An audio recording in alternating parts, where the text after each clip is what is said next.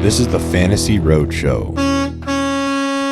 Hey everybody, welcome in to another episode of the Fantasy Roadshow with your boys here. You can call me Truck, and I'm joined as always by the infamous Shane O'Mac. And today we're talking all about quarterbacks. Okay, it is draft season. We are, I think, 12 weeks away from meaningful football. It seems like the Hall of Fame game is right around the corner. This is draft season. I don't know about you, Shane, but before we started doing this year round, June was usually like marked on my calendar as when to start diving back into fantasy football. If you're a part of any dynasty leagues, I'm sure you've already been engulfed in all the information that's there at your fingertips. But for most redraft players, this is kind of the time where you dive back in. So if you're just joining in, welcome in. If you've been around for a while, thanks for joining. Everybody, please like the video, subscribe to the channel, follow us on social media, and make sure you check out the Substack, thefantasyroadshow.substack.com. Shane, are you ready to talk quarterbacks? This is it, man. This is the time of the year. Are you ready or what? Yeah, I do. I'm ready. I've had my strategy with quarterbacks. I've gone in redraft leagues. I've gone kind of back and forth each year. So I think that'll be interesting to talk about today. I've changed my thoughts almost every year on how I draft quarterbacks. Well, and that's how it should be. It should be fluid, right? You got to see what you learned from the previous year, and that's kind of what dictates the next year. It's like a lot of recency bias. It's like, all right, what was the trends last year? Who did really well? Who did poorly? There's always going to be some late round quarterbacks that explode, which end up propelling you into a fantasy championship possibly. But for the most part, that's what we're going to talk about today. So let's get right into it. We have our rankings posted right here. We also are going to talk about the current average draft position. So I'm going off of Underdog. If you guys aren't familiar with Underdog, it is a fantasy football platform that does live drafts. They started weeks ago. They're running right now. They're live. They're open. But you actually put in money, and it's a best ball format. Best ball is where you don't have any draft moves. You don't have any moves during the season. It's a set it and forget it. Your optimal lineup plays every week. It's a lot of fun. Go check it out if you haven't. We did a ton of Underdog content last year. Not so much this year. I'll dive back into some Underdog drafts later on before the start of the season, but that's not really high priority right now. But that's what we're going off of our ADP because those are the drafts going on right now that actually matter. Around June, it's hard to go off of mock drafts.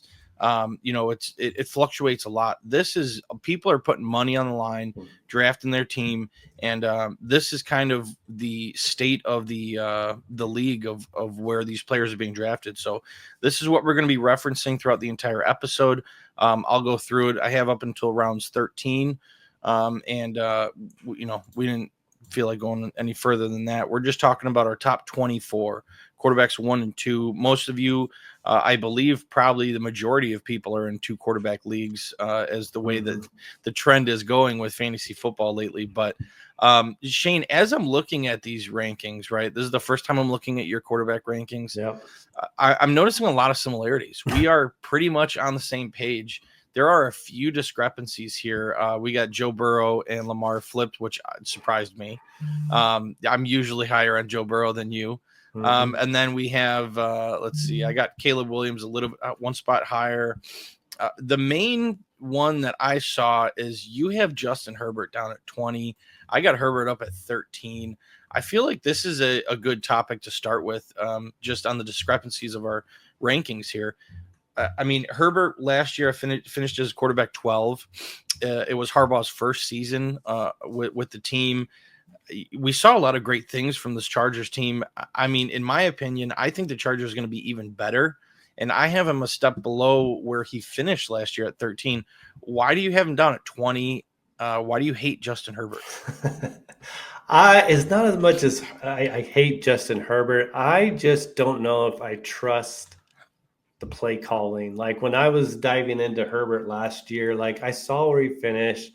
But then I also saw it was like the first 6 weeks, 5 of those, he was under 200 yards passing per game. He didn't throw for more than 2 touchdowns in a game until week 17. And then like all year, he only had 2 games where he was over 300 yards passing. I just wonder they've added. I think they have improved the running back room dramatically this year when you bring in Najee Harris and Hampton as a draft pick. I'm a little concerned, two things. One, it's a heavy rushing attack game. Two, there's not a great number 2 option across from McConkey. If defenses start to focus on him after the incredible rookie season he had last year, who is their other option? But it's just more about worried about Harbaugh being more run heavy, low scoring games that he ends up doing this year. Yeah, I mean, that's the type of coach Harbaugh is. So I understand where you're coming from. He's a hard nosed, punch you in the mouth type of head coach. So, yeah, bringing in Omari and Hampton and Najee Harris, that's going to improve the run game dramatically from last year, right? But when you do improve the run game, just the overall offense is better. You're able to move the ball better. And, I hear what you're saying as far as weapons go. I've heard a lot of great things about Trey Harris. Have you heard the same? There's been some good positive mini camp reports. Yeah, Trey Harris is having glowing reviews through mini camp and the start of this workouts that they're having on field. So that's intriguing. But for me, Justin Herbert just seems kind of like that, like right around quarterback 13, 12, 13, 14. That's going to be his floor. Like he didn't have a great season last year. You're right. The numbers aren't phenomenal. The end of the year was a lot better. Weeks 16, 17, and 18, over 280 yards, multiple touchdowns. You started to see him and McConkey really start to, evolve throughout the season. So now that McConkey is really coming to his own and he's looking like a star wide receiver for fantasy football, I think having him at 13, 14, 15 is understandable. I just think you have him too low at 20. That's just where I'm at. You have Justin Fields ahead of him. Rookie Cam Ward. I don't even have Cam Ward on my top 24. Okay. You have him up at 17. What makes you think that Cam Ward on the Tennessee Titans in his rookie season is going to do better than Justin Herbert on a team that very well could win their division with the Chargers in that division? Talk to me about Cam Ward. I mean, I've seen some good stuff during mini camp, and he looks good throwing the ball. But what's your reasoning there? And a little bit of this is my drafting philosophy. So this is my personal drafting philosophy for people out there. When I'm going to pick up my backup quarterback, so that's what we're talking about here. When we talk about Herbert being in that 13 to 15 range, you're talking about that's your backup quarterback in redraft leagues if you're going to take 2 quarterbacks. For me, I want to take a high upside backup. I want to be the guy who drafted Jayden Daniels last year as my backup. I want to be the guy this year that drafts Cam Ward as my backup, that drafts Justin Fields as my backup, that drafts even a Brock Purdy maybe with his schedule the way it is set up for him. I want high upside, high ceiling backup guys. And so part of it is just plays into my philosophy where I don't view Justin Herbert as a high ceiling backup that's going to come in and probably could give me a lot of 2 or 3 25 plus games, where with Ward and Fields with their rushing ability, I could see more upside with them as a backup. Okay, that's fair. So your thought process when drafting a quarterback in your average league, grabbing one of these early guys in like the first 6 rounds, right? Top 6 or 7, so to speak. You want one of these guys, and then you're going to be skipping these middle rounds because Herbert right now is going around 9, pick 105. Right in this pocket with Purdy, Fields, Herbert, Prescott, and Cam Ward is outside of the top 13 or rounds 13. He's not even listed on our ADP list right here. So that goes in line with what you're talking about. When you take one of these early quarterbacks, you're going to not be focusing on rounds 8, 9, 10, 11, looking at quarterbacks then. You're looking at quarterbacks round 15, 16, 17. Cam Ward's probably going in that round 16 range. I haven't looked at where he's going right now, but if I had to guess, it's a rookie quarterback, you grab him late as a backup quarterback. So, but if you missed out on these guys, Josh Allen, Lamar, Jayden, you're down here in this range. I see in round 9, let's talk about this little pocket right here. You got Purdy, Fields, Herbert, Prescott. I'm assuming that you're going after Prescott, right? If you miss out, if you get sniped on all these early guys, are you going Prescott over this pocket right here?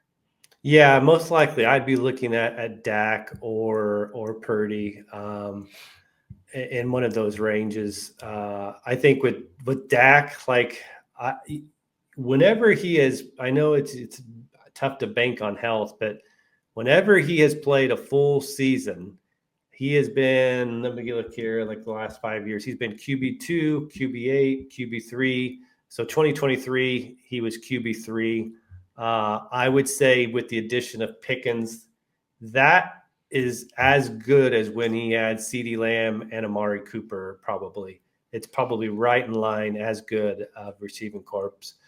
So I think one of those guys, it's either Purdy or Dak for me. Purdy, part of the allure of Purdy is, he's got one of the top 5 easiest schedules when you looked at defenses that gave up fantasy points to quarterbacks last year. Yeah. He's just got a great schedule to bounce back with. Yeah, I mean, he's getting paid too. I don't know, has he been paid? Yeah, he's been paid $53 million a year. Okay, there's been so many contracts and so much going on over the last month or two. I can't keep track at the current moment, but yeah, Brock Purdy just got paid.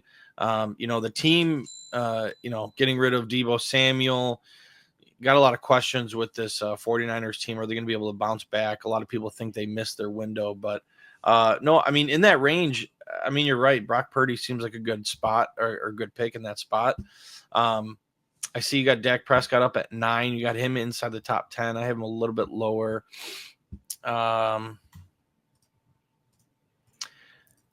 Yeah, I mean, Brock Purdy seems like an okay pick around that in that range as well. Yeah, Caleb Williams is going in round 8. I mean, that shocked me a little bit. I thought he'd be going a little bit lower. People are a little bit higher on him than I was anticipating. I have him at 9. You have him at 10. I don't want my expectations. Obviously, I'm a Bears fan. I don't want them to be too high. I want to see some improvements this year. I do think they make the playoffs. The schedule, a lot of people say it's a very tough schedule. I don't think it's really that tough. There's some hard spots, some bad stretches, playing the Ravens and Bengals back-to-back away at their stadiums. That's obviously going to be a tough part of the schedule. But for the most part, I think it's very, very easily the Bears can win about 9 or 10 games and make the playoffs. I want to be in on Caleb, and I just drafting him in round 8 ahead of Jared Goff, behind Kyler and Bo Nix. I mean, you'd rather have Dak Prescott over Caleb Williams? Boy, it's a toss-up. They're close for me. I think with Caleb and why he's getting up there, and I wouldn't be surprised if he even starts jumping up higher, ADP, maybe a round. Obviously it's the Ben Johnson effect, but yeah, I think also, this more than anyone, like how much dramatically better is that offensive line now this year? I mean, it's a huge improvement, right? Well, you're bringing in better players, but the offensive line is all about continuity too. It's all about how well they play together, and the culture that is set on the team. And this offensive line in general, I think will be better, but it's really tough to say. You're bringing in all these different pieces. Hopefully they mesh. I think they will. He was sacked the most, over 60 times last year. You got to think that number is going to come down, even if it's in the 30 range. The league average, I think that's much better for Caleb. And the Ben Johnson effect is real. I mean, everything I've heard from training camp so far, or mini camp so far, is he's really setting the tone, making them do things over and over and over and over again, which is what you want to do when your culture is broken like that over the past couple decades. So a lot of great things I see from it. It's just I was anticipating him being a little bit lower, kind of in this Brock Purdy, Fields, Herbert, Prescott range. Yeah. But I mean, I'm still looking to draft Caleb Williams. Yeah. All right. Well, what about this later round? I know you're talking about Cam Ward, but what do you see in this range? I mean, Jordan Love in rounds 10, Drake Maye, CJ Stroud. I would rather have Drake Maye, CJ Stroud, Trevor Lawrence over Jordan Love. Yeah. Where do you have Love statted out? You got him down at I've got 22. Him down. Yeah, I got him at 21 as well. I mean, this is a guy that was talked about as being a potential MVP candidate. And at the end of the year last year, didn't really make big throws like he was supposed to, or that people wanted him to. He finished as quarterback 17, right behind Caleb Williams at 16, so to speak. But still 3,300 yards. I mean, he only played how many games did he play last year? 15. Well, he's a similar story like Herbert. When I was looking at him, like out of the Week 10 bye, he averaged 23 pass attempts a game. He never threw for more than 260 yards. Yeah. He was under 200 yards in 4 of those games. From Week 8 on, he never threw for more than 2 passing. They became more of a run-heavy team. When you got Josh Jacobs. Yeah. And I don't know if that really honestly changes that much this year. Maybe it does because he battled so many different injuries last year, but it's hard for me to see them becoming a high volume passing team. Well, what they needed was an alpha receiver, right? They've needed that for years. They thought Christian Watson was going to be it. He didn't really pan out. It's hard for him to stay on the field. You bring in Matthew Golden, who to me is just like another Jayden Reed, another Romeo Dobbs. You got all these guys that are very similar. They can do different things, so they're all very talented. But to me, you just need that alpha receiver, right? Mm-hmm. They would have been wonderful with a Dak Prescott, or I'm sorry, DK Metcalf, or a receiver like that. So, I think I'm out on Joe, or I think I'm out on Jordan Love this season. Yeah. Drake Maye to me seems like a great value in round 10. What do you see in Drake Maye? Where do you got him statted out?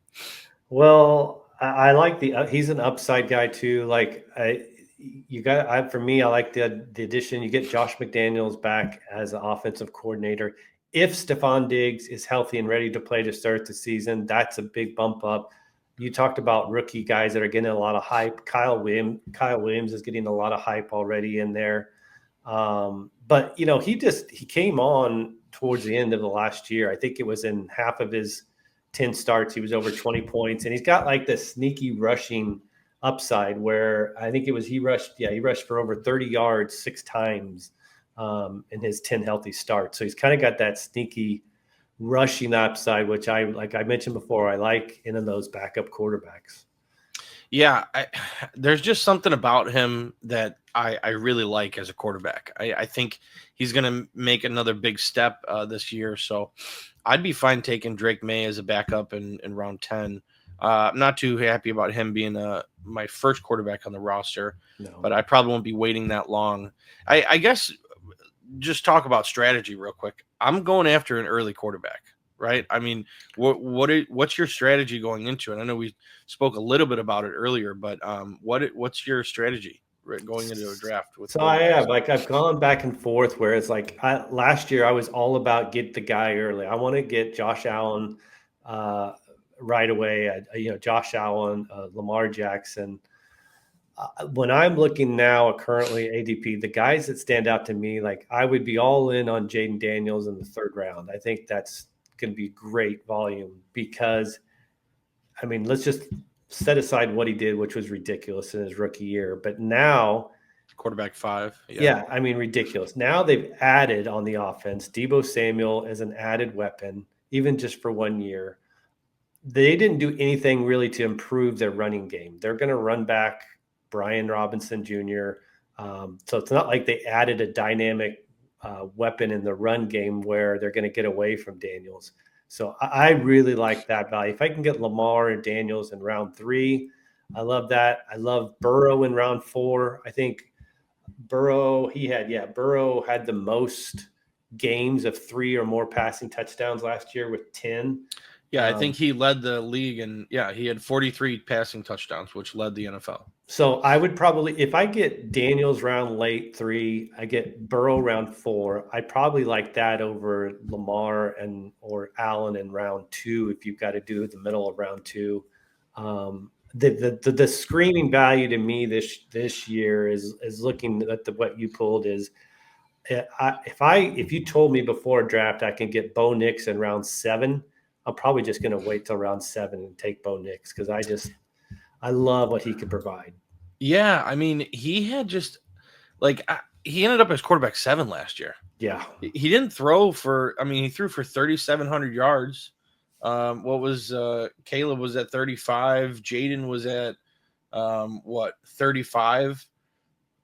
Like, I mean, it was 29 touchdowns. Like that was his big thing, was those touchdowns, which propelled him to quarterback 7. And I mean, that division, first of all, is taking a huge step up with and then the Raiders. Say what you want about the Raiders, but bringing in Ashton Genty, Pete Carroll, like, they're on the up and up, right? They should have a better season than they had last year.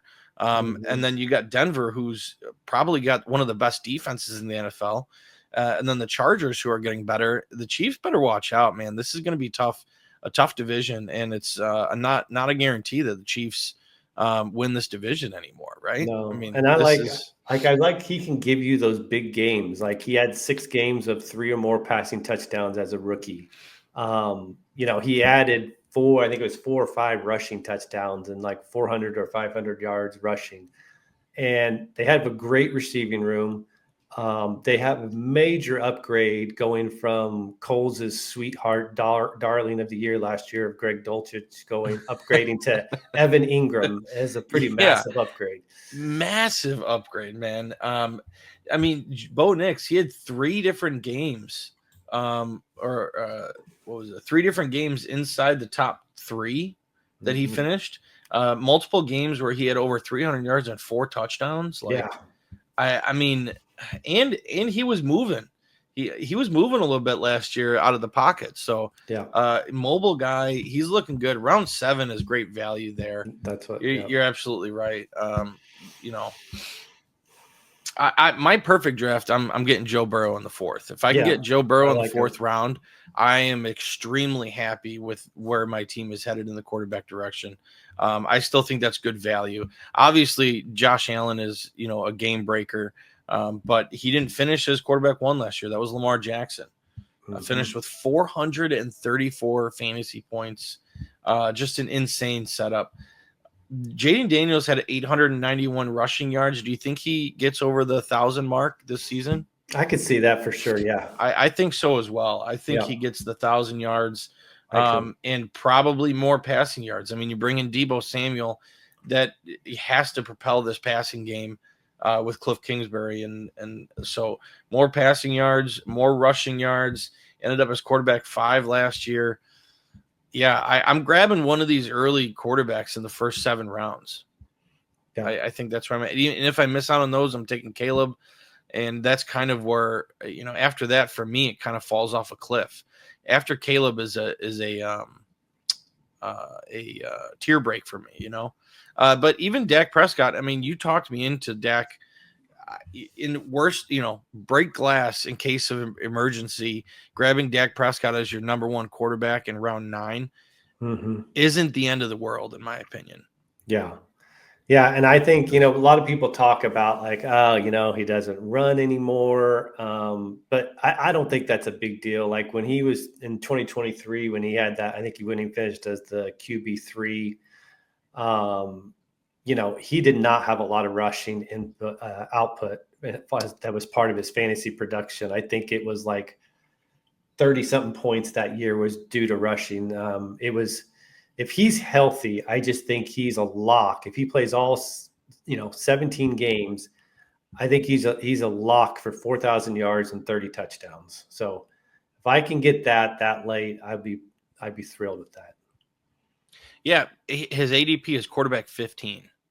Yeah, and you're absolutely right. If he hits those numbers that you just mentioned, he's a top 7, top 6 quarterback. Yeah, because So they don't have a strong running attack either. Like they don't like Washington and Daniels. They're not a big threat. Javonte Williams, Jayden Blue. Who's the other guy in Miles between those Sanders. two? Yeah, okay. No, it's not good. Just not even mention that one. But I love Javonte Williams and Jayden Blue. Like I think that combo is going to do pretty well for the Cowboys, better than they've been doing last year in the running game. So, yeah, I mean, look, we're recording this on June 6th. This ADP is going to be changing, right? This is an ever evolving ADP as the offseason continues. Quarterbacks, not as much as other positions. I feel like, you hear a lot about running backs and wide receivers changing a lot more than quarterbacks do. But at the same time, Joe Burrow could creep up into the third. Bo Nix could creep up into the sixth. So as of right now, this is kind of where it's at. But I love breaking this down with the ADP. I think this is the direction we're going to be going with the rest of our position groups. We'll talk about running backs next, and we'll do the same format. I like looking at this average draft position. It puts some things in perspective for me as we're talking through our rankings. So any other honorable mentions that you want to talk about before we sign out? I think, when you talk about those stabs at the end of the rounds, like I think when we were looking there, the last two, I think Penix and JJ McCarthy both are interesting, potential high upside guys to take as your backups also. Yeah, I think Penix, I don't know what it is about JJ McCarthy for me. I don't know if it's the Bears fan in me talking. This guy, this is not technically his rookie year, but it's going to be his first season playing quarterback. They have a great team. They have a great offensive weapons, great head coach. All the pieces are there for JJ McCarthy to succeed.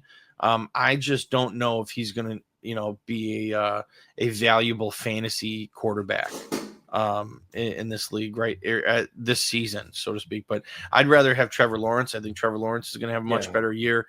Michael Penix, Matthew Stafford, Bryce Young. I mean, getting him in the 13th round as your second quarterback. I mean, we saw some crazy stuff from Bryce Young at the end of the season last year.